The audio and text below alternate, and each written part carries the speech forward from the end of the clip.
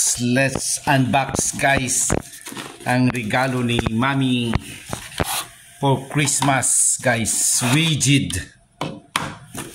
Tingnan natin guys ang regalo ni Mami.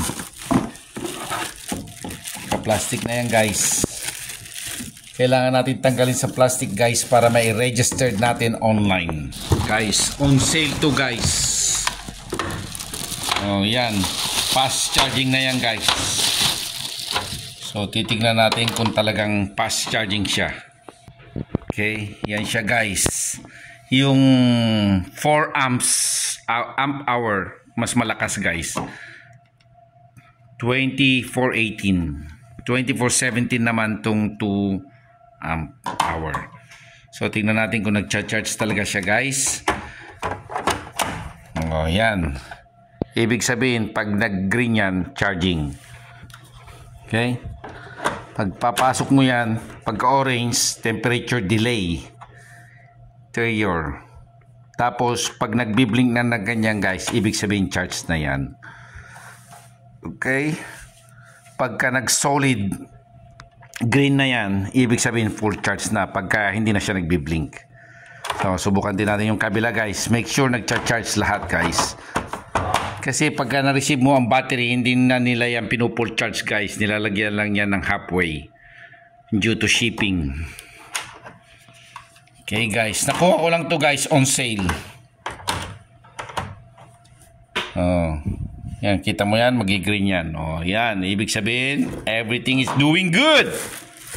Okay, now let's register online guys. Ito lahat yung listahan ng kukumpletuhin ko guys. Okay, today is December 15. Regalo to ni Mami guys. Christmas gift niya sa akin to. Because I need this. So, kung nakikita nyo yung guys, rigid din yun guys. Rigid. So, kukumpletuhin ko yan guys. Lahat ng tools ko guys, mag-upgrade ako ng rigid power. Para lahat compatible. So, meron na ako nito, ito, wala pa. Next one guys. Meron na rin akong mga wireless. Alright guys.